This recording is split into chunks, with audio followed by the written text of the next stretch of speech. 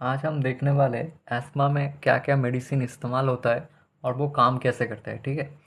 और उसको समझने के लिए पहले हमको ये जानना पड़ेगा कि एस्मा कॉज कैसे हो रहा है, ठीक है। तो जब कोई एंटीजन यहाँ पे होगा, जैसे कि डस्ट, राइट। जैसे कि एंटीजन आपके बॉडी में एंटर करता है तो एंटीबॉडी फॉर्म होता है, ठीक है।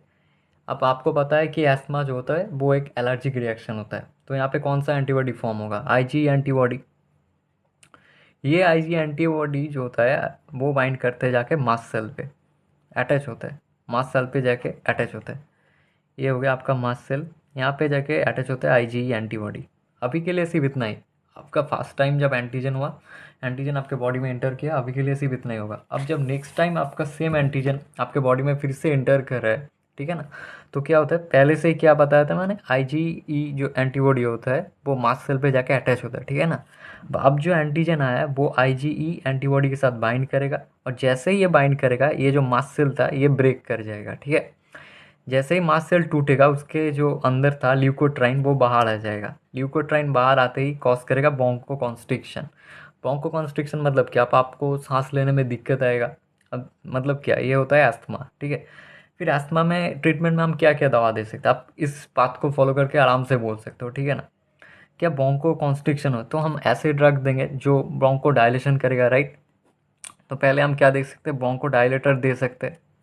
और दूसरा क्या दे सकते हैं, जैसे यहाँ पे ल्यूकोट्राइन आके ल्यूकोट्राइन कॉज कर रहा था ब्रोंको कॉन्स्ट्रिक्शन, तो हम ऐसे कुछ ड्रग्स दे सकते हैं जो ल्यूकोट्राइन की प्रोडक्शन को रोक सके, ठीक है ना। तो दूसरा हम क्या देंगे, ल्यूकोट्राइन प्रोडक्शन इनिबिटर, और जो रिड्यूस करता है ल्यूकोट्राइन की प्रोडक्शन को। और यहाँ पे देखिए, जैसे मास्ट सेल टूटा वहाँ से ल्यूकोट्राइन निकल रहा था, ठीक है ना। तो फिर हम ऐसे कुछ दवा दे सकते हैं जिस जो मास्ट सेल को स्टेबिलाईज कर दे, जैसे कि वो टूटे ही ना और ल्यूकोट्राइन निकलेगा नहीं फिर, ठीक है। तो फिर क्या देख सकते हैं ना, मास्ट सेल स्टेबिलाईजर। इससे क्या होगा कि मास्ट सेल टूटेगा नहीं और ल्यूकोट्राइन बाहर नहीं आएगा, और ल्यूकोट्राइन बाहर नहीं आया तो ब्रोंकोकॉन्स्ट्रिक्शन नहीं होगा। और फिर ऊपर जाइए तो यहाँ पे क्या हो रहा था कि एंटीजन एंटीबॉडी के साथ जैसे ही बाइंड हो रहा था मास्ट सेल टूट रहा था, ठीक है ना। तो अगर हम ऐसा कर दे कि एंटीजन एंटीबॉडी के साथ बाइंड ही ना हो पाए, तो ये काम करता है हमारा मोनोक्लोनल एंटीबॉडी। ये क्या होता है कि आईजीई एंटीबॉडी के साथ बाइंड हो जाता है, फिर क्या होता है, एंटीजन उसके साथ बाइंड नहीं हो पाता है।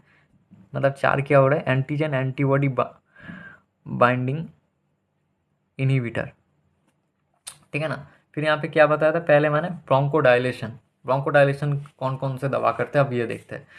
ब्रोंकोडायलेटर जो होता है वो हम तीनों तरीके से कर सकते हैं, ठीक है ना। तीनों तरीके से हम ब्रोंकोडायलेशन कर सकते हैं। एक तो कर सकते हैं, आपने एएनएस में पढ़ा होगा कि बीटा टू रिसेप्टर जो होता है वो ब्रोंकोडायलेशन कॉज करता है, ठीक है ना। तो बीटा टू एगोनिस्ट यहाँ पे हम दे सकते हैं, जैसे कि सैल्बुटामोल, टर्बुटालाइन, साल्मोटेरॉल, फॉर्मोटेरॉल, ठीक है ना। ये जो साल्बुटामोल एंड टर्बुटालाइन है, ये होता है फास्ट एक्टिंग, ठीक है ना। ये होता है फास्ट एक्टिंग। और ये जो साल्मोटेरॉल एंड फॉर्मोटेरॉल है ये है स्लो एक्टिंग। तो फिर आप बताइए एक्यूट केस में किसको हम दे सकते हैं, इन दोनों को या इन दोनों को? अगर एक्यूट केस आया मतलब, तो आप दे सकते हैं फास्ट एक्टिंग जो होता है, तो they are used in acute cases, right. और ये जो है स्लो एक्टिंग है, मतलब इसको आप प्रोफाइलैक्सिस में दे सकते हो, ठीक है। Can be used in prophylaxis of asthma में आप इसको इस्तेमाल कर सकते हो। और जो दूसरा टाइप का होता है वो होता है M3 एंटागोनिस्ट और M3 ब्लॉकर। एएनएस में पढ़ा होगा कि M3 रिसेप्टर जो होता है वो ब्रोंको कॉन्स्ट्रिक्शन कॉज कर रहा है, तो अगर मुझे ब्रोंको डायलेशन करना है तो M3 को मैं ब्लॉक कर दूंगा, राइट। तो यहाँ पे जो M3 ब्लॉकर का एग्जाम्पल है वो होगा इप्राटोपियम और टायोट्रोपियम, ठीक है ना। तो आप एक बात बताइए, एक मरीज है जो क्या ब्लॉकर ले रहा है, ठीक है ना। सपोज कीजिए कि वो हाइपरटेंशन के लिए बीटा ब्लॉकर ले रहा है। तो इस पेशेंट का एस्थमा हुआ है, ठीक है। तो आपके चेंबर में आया तो आप उसको क्या देंगे? सैल्बुटामोल दे सकते हैं आप?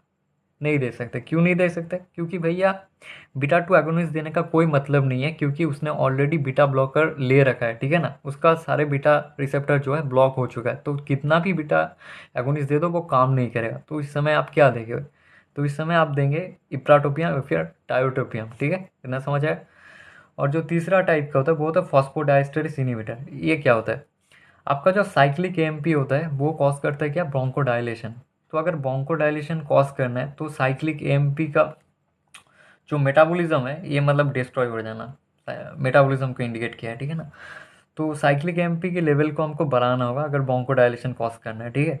तो अगर साइक्लिक एएमपी को बढ़ाना है तो मतलब फॉस्फोडाइ जिसके मदद से ये मेटाबोलाइज हो रहा है उसको हम इनिबिट करना पड़ेगा, हमको फॉस्फोडाइस्टरेस इनिबिटर देना पड़ेगा, तब जाके हम सीएमपी लेवल इंक्रीज कर सकते हैं। तो फॉस्फोडाइस्टरेस इनिबिटर के एग्जांपल है थियोफाइलिन। थियोफाइलिन, ठीक है। थियोफाइलिन के कुछ साइड इफेक्ट है, कुछ साइड इफेक्ट है जो एग्जाम में पूछा जाता है, जैसे कि हो गया आपका कॉमन जो होता है nausea vomiting, nausea vomiting, arrhythmia, seizures और एपिलेप्सी। यहाँ पे मैं और एक चीज़ बताना भूल गया, यहाँ पे बताना चाहिए कि बीटा टू एगोनिस्ट के जो कुछ साइड इफेक्ट यहाँ पे लिख लीजिए, पूछा जाता है। ये तो टी से होता है ट्रिमर्स, जो मोस्ट कॉमन साइड इफेक्ट होता है इसका, most common side effect trimmers, tolerance and होता है टैकीकार्डिया।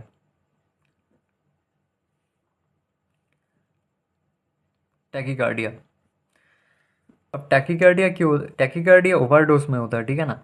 अगर आपने बीटा टू एगोनिस्ट ओवरडोज कर दिया है तो क्या होता है कि बीटा, वो दवा बीटा टू के साथ साथ बीटा वन को भी स्टिमुलेट कर देता है, और बीटा वन को स्टिमुलेट करना मतलब हार्ट को स्टिमुलेट करता है ना, जिससे क्या होता है टैकीकार्डिया होता है, ठीक है। तो आप सारे टी से याद रख सकते हैं तीनों को।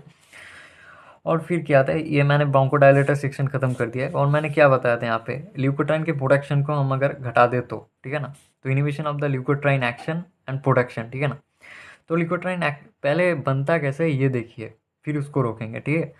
ये मैंने एक सिंपल से सेल ड्रॉ किया है, सेल, ये होता है सेल मेम्ब्रेन। सेल मेम्ब्रेन का मेन कंपोनेंट क्या है, फॉस्फोलिपिड। फॉस्फोलिपिड, फॉस्फोलिपिड से बनता है आपका एराकिडोनिक एसिड, एराकिडोनिक से बनता है आपका ल्यूकोट्राइन, ठीक है ना। ये ल्यूकोट्राइन जाके बाइंड करता है किससे, ल्यूकोट्राइन रिसेप्टर, एंड जैसे ही बाइंड करता है कॉज होता है ब्रोंकोकॉन्स्ट्रिक्शन।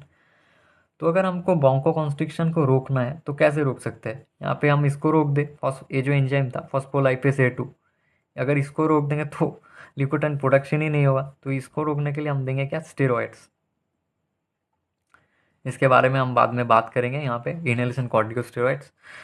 और यहाँ पे एक एंजाइम होता है लाइपोऑक्सीजिनेस, जो क्या कर रहा था, एराकिडोनिक एसिड से ल्यूकोट्राइन फॉर्म कर रहा था, ठीक है ना। तो इसको इनिबिट करता है कौन, जाइल्यूटन, जाइल्यूटन।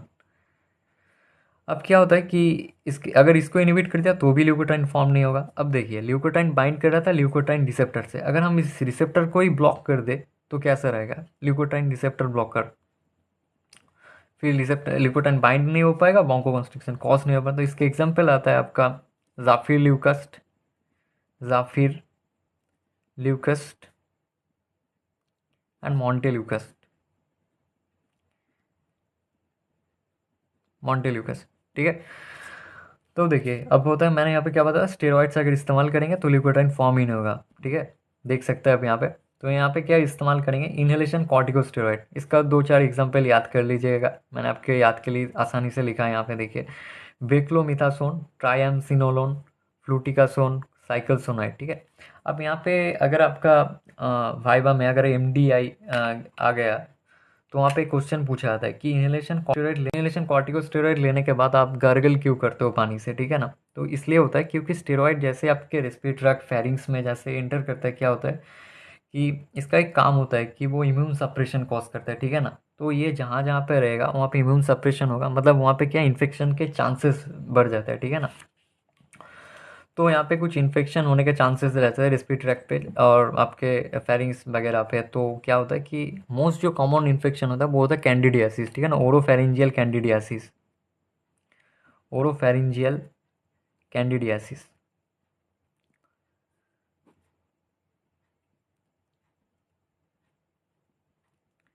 तो ताकि वो साफ़ हो जाए इसीलिए आप पानी से गर्गल कर लेते हो, ठीक है ना। तो यहाँ पे एक एक्सेप्शन भी याद रखिए कि यहाँ पे जो साइक्लोसोनाइड होता है ये ओरोफेरिंजियल कैंडिडियासिस कॉज नहीं करता है। क्यों नहीं करता है, क्योंकि ये भी रेस्पिरेटरी ट्रैक्ट और फेरिंग्स पे रहता है, प्रेजेंट रहता है, और हो सकता है कि वो भी कॉज करे कि इम्यून सप्रेशन, लेकिन ऐसा नहीं होता है क्योंकि इसका जो पार्ट आपका रेस्पिरेटरी ट्रैक्ट में अटका रहता है वो होता है इनएक्टिव फॉर्म में, ठीक है ना, इसलिए वो इम्यून सप्रेशन कॉज नहीं करता है और कैंडिडियासिस होने का चांसेस नहीं है। अगर समझ लीजिए कि कैंडिडियासिस हो भी गया तो फिर आप लेंगे नीस्टैटिन। और तीसरा जो कैटेगरी होता है यहाँ पे देखिए क्या बताया था कि अगर लिपोटाइन, उसके बाद 3 नंबर क्या बताया था कि मास्ट सेल स्टेबिलाईजर इस्तेमाल करेंगे ताकि मास्ट सेल टूटे ना।